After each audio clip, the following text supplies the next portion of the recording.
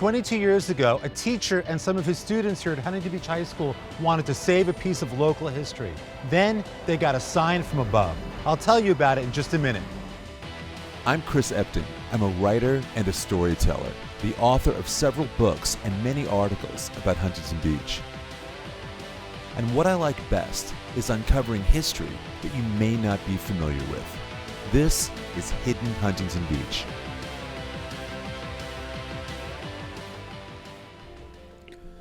Back in the late 1990s, Ryan Steidinger was a student here at Huntington Beach High School. He's always been interested in local history. His knowledge of the school is made even more impressive when you look at some of the artifacts he's collected over the years. Ryan was also part of something very special that happened here at the school more than 20 years ago. More on that in a few minutes, but first, he's been kind enough to bring with him some of his local history treasure.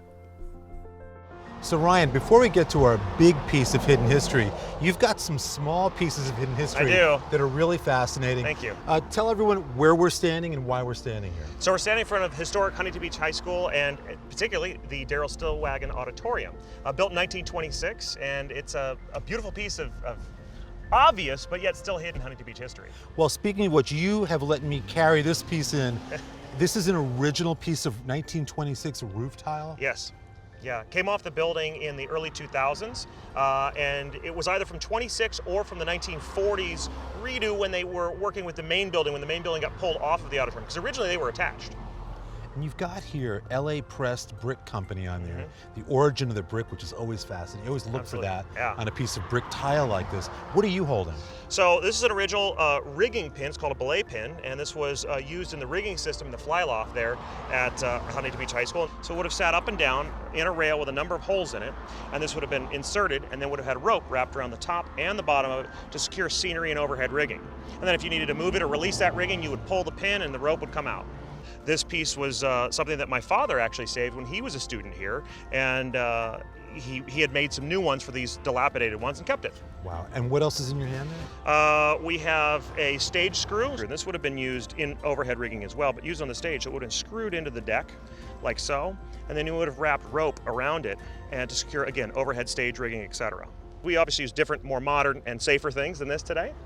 And we've also got, this is an original pressure gauge. So this would have been used in the basement. There was a steam boiler down there, and in part of that system, this was the pressure gauge was part of it. And this is a piece that's got brass around the edge and a brass valve, and was used in that process. And this is something that my dad found and was able to save from the trash that was being thrown away when he was a student here in the 60s. And it's hung on the wall in their house as long as I've been around. And then the last piece you've got here is really something spectacular. So this is an original 1926 light fixture. Now this was used in the facility to light everybody that you could imagine. I mean, think, this auditorium was really more of a civic auditorium than a high school auditorium, basically between 26 and about the 1960s. There really wasn't anything else around, and it sat 1,400 originally. It's half of what it seats today. And this would have been used in the auditorium, way up high, up in the ceiling, had a couple 100-watt bulb in it, and was used to light all the performers of the time. It's got a beautiful glass knob on the side, glass lens up front, and this is very old. Wow, it's a beautiful piece. Yeah. Do you know if it still works? I believe it does. Put a lamp in it, we can fire it right up. And you've got one other piece here. So I think this is my favorite. This one I personally was able to save. The auditorium went through a number of different rehabs over the years, and in the early 2000s they were removing the original stage door and they threw it away. And so I went through the trash and dug off the original doorknob from that door, and you have to think about everybody that's been through this door and has performed on this stage.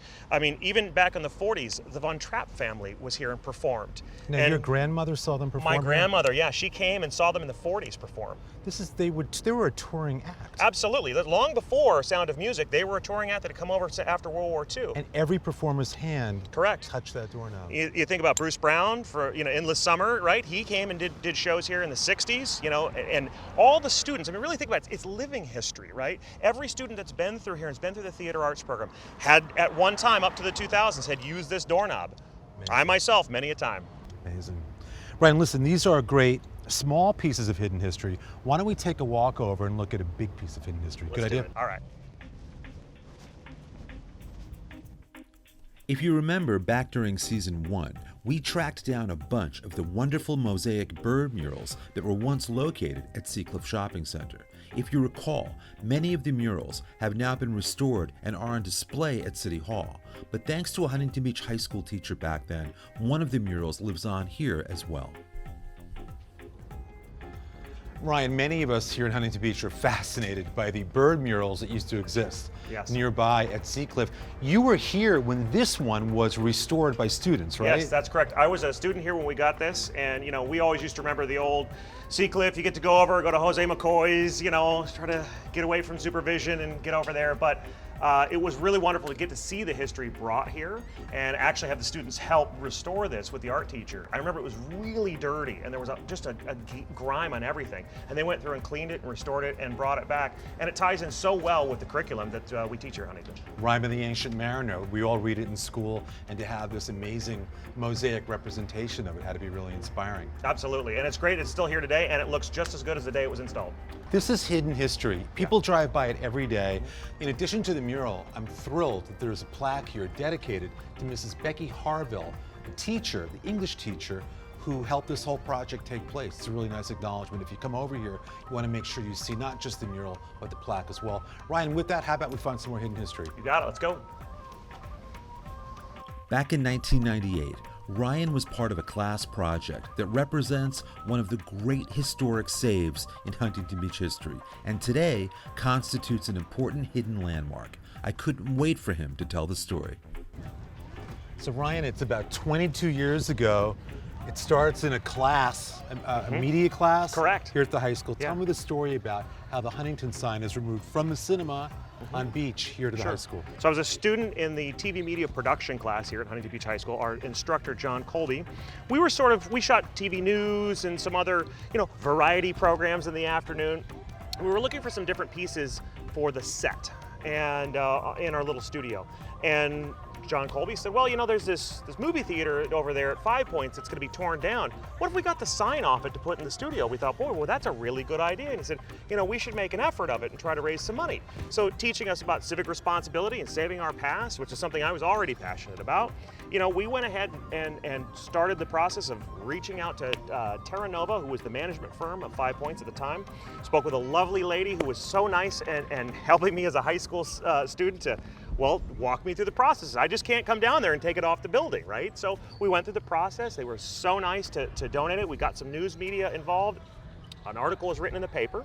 So this whole class is going out and raising money. Absolutely. And raising money. We got together and we found actually a San Pedro Electric Sign Company based in Long Beach. The owner actually lived in town, and he went ahead and helped us get the sign off the building, have it go out and be restored, and then bring it back here, restored, and put up here on the gym. Tell us about what it was like the day you moved the sign and then first saw it get turned on. Oh, it was pretty special, right? Because the sign had come down and it had been gone for a few months off the cinema. And they had taken it to Long Beach. They were doing the restoration work on it. It came back here on 3 big trucks in the individual letter sections. And had been now painted orange. Originally it was white as a backdrop, and then it had become orange for, the Oilers colors. And we were able to bring it, raise it up with a crane, install it here on the building, and then they went and installed the neon secondarily, and after that we were able to fire it up and get to see it for the first time. Just our class, standing right here, and it was an amazing moment. Some hidden history a lot of people who know about the sign, but I don't think know, is there were 2 signs on the theater, right? Talk about the side that this one came from. So this is actually from the Beach Boulevard side of the theater, and it was actually put up about 10 years later from the original sign. It was not part of the original building, but as development changed, they needed a way to get people off of Beach to come to the movie theater. So they went ahead and put this sign in, which our understanding was put in around the 70s. And it was in much better shape. So part of the reason we took it is it was less expensive to And restore. the other was bigger, right? It was a little bit bigger and had light bulbs across the whole front. So it was more of a light bulb marquee inside. This one had neon. As we see now, the neon, it's actually being refurbished right now, the whole sign, which is really great. I love the fact that it's not just being left up there to age, but there's still maintenance work going on. How do you feel today being here, knowing about the group of students and the teacher, everybody in the community that helped make this happen, the staff here, volunteers? It was a big effort. What's it like today, 22 years later, to look at this and know it's still here?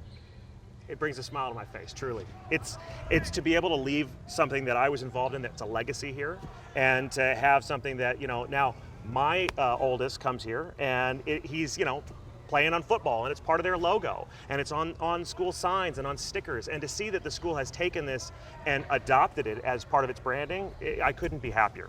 Ryan, I want to thank you. We're going to wrap this episode up here. You are a great Huntington Beach historian. You're a terrific storyteller. I know you're part of our Hidden Huntington Beach Facebook group, right? Yes. If you're not a member, I think you want to join us. We have thousands of people sharing all kinds of stories and photos and movies and things. But let's stay in touch. I think Absolutely. we'll maybe come back here and do a deeper dive into school history. There are some great things here. There really are. We will be back. Thank you. And everyone watching at home, thank you as well for taking some time. If you want more hidden history, check out our Facebook page, which is called Hidden Huntington Beach. We have thousands of members, lots of stories, photos, movies, all kinds of cool local history materials I think you'll enjoy. In the meantime, thank you for watching this episode, and we'll see you soon.